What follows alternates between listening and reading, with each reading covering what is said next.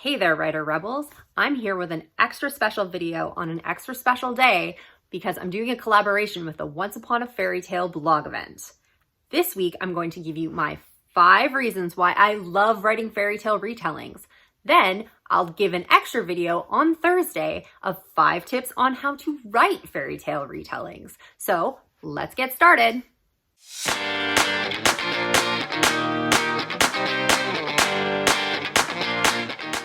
Hey there, everyone. If you're joining me from the blog event, welcome to my channel.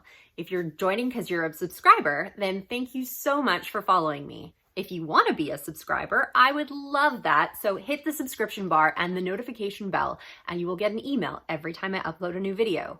You're definitely going to want to do this because you're not going to want to miss my 5 tips on how to write fairytale retellings that'll be coming out this Thursday.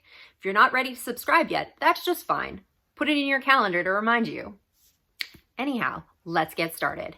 If you've been following me at all, you already know that I definitely write fairytale retellings. One of the series that I have going on right now is my Faraway High Fairytale series, which takes place in a contemporary Iowa high school in a fictitious town called Faraway. The first book in this series, Falling, is a heavenly retelling of The Little Mermaid done with angels, which was pretty exciting and a little bit different. And the next book, Dreamer, is a retelling of Sleeping Beauty with some Celtic mythology that I hope you'll find very, very exciting. I don't want to give away too many spoilers on that. The third book in that series should be coming out in September, I believe it's going to be, and it will be a take on the 12 Dancing Princesses. So be sure to look for that. I'm also involved in a very large fairytale project called The Kingdom of Fairytales, which is releasing 1 book every week for every week of 2020. So that's 52 fairytale books written by an amazing cast of authors. My books will start coming out in May, and it'll be a quartet of 4 books: King of Beasts, Heir of Beauty, Throne of Betrayal, and God of Illusion, which will all be based on the Fairytale of Beauty and the Beast, but 18 years after the original Happily Ever After. If you are interested in those books, I do have a link below to the YouTube channel and the website for those books. We've gone through a few series already with that one, some Sleeping Beauty, Little Mermaid, Red Riding Hood, Rapunzel, and Rumpelstiltskin, actually. And then next month, we will be starting with mine, which will be Beauty and the Beast. So hopefully you can check those out. But as fun as all my books are, I did promise you 5 reasons on why I love to write fairytale retellings. So we're going to dive right into that.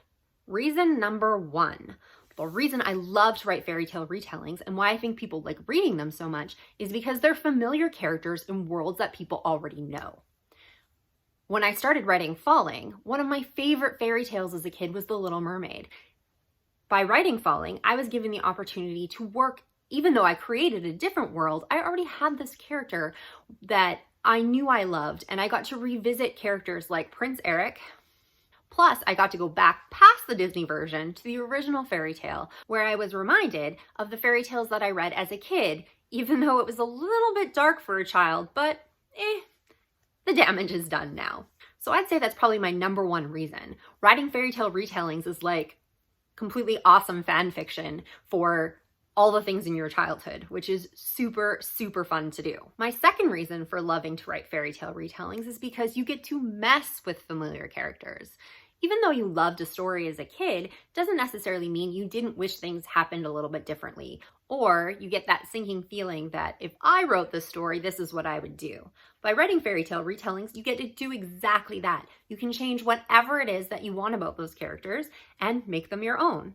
For instance, in Falling, I definitely wrote a character in Ariana, which is very, very close to that headstrong sort of character that we see in Ariel in the Disney version and the nameless Little Mermaid in The Little Mermaid.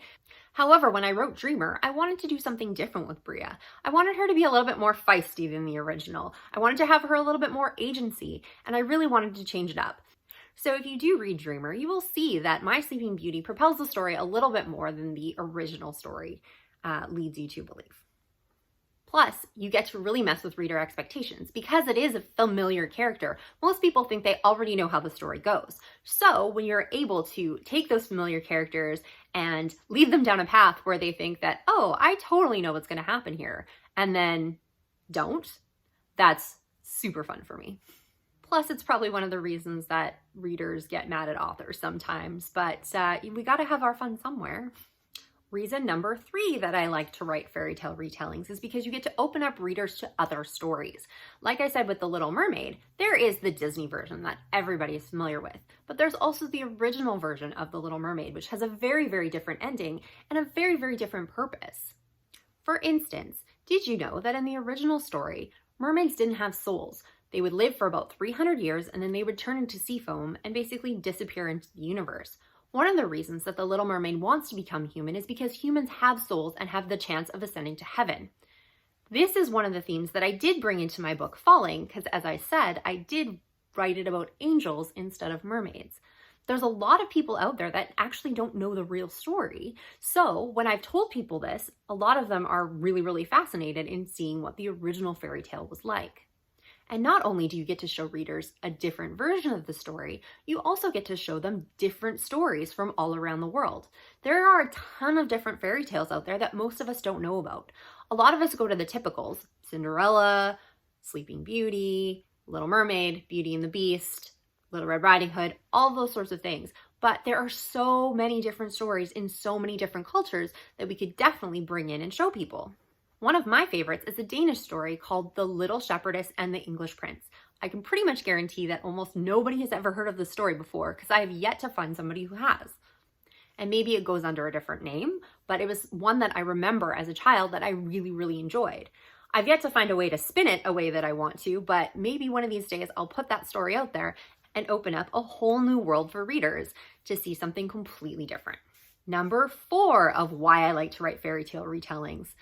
Fact is, there's an established structure and established characters that already exist. Like I said, I do like to subvert people's expectations, but when you go into these stories, you know how things are supposed to work. There's already a plot there for you to work with. If you wanted to, you could actually stick with the original plot and only change a few different things and still come up with a compelling story as long as you've put your own slant on the characters or the world or something like that.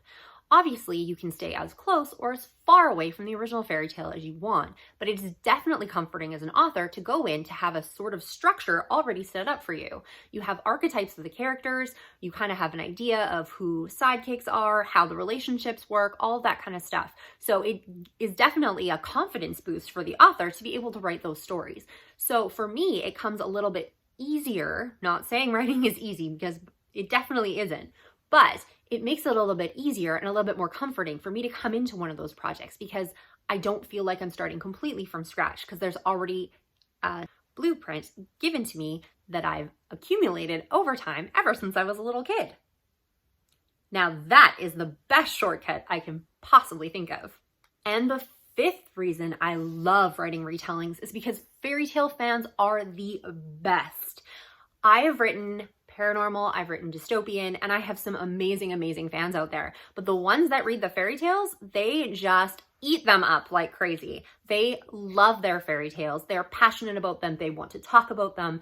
And those are some fantastic, fantastic fans.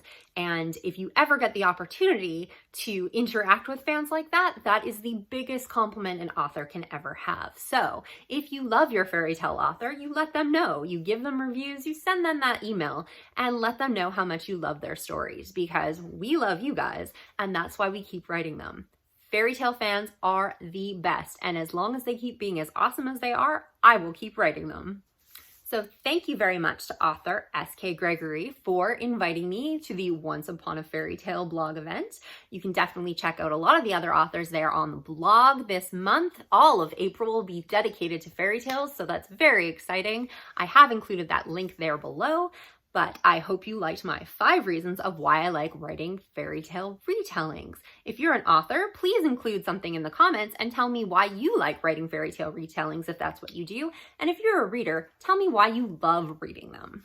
And make sure to stop by on Thursday where I'm going to give you my 5 tips on how to write fairy tale retellings. If you don't want to miss it, hit that subscription bar and the notification bell to get an email when that video comes out. Thank you so much for joining me and all the readers over at SK Gregory's blog. Remember to check out my Faraway High fairytale series and my quartet of books in the Kingdom of Fairytales, starting with King of Beasts, coming out in the second half of May. Thanks so much, guys. See you later.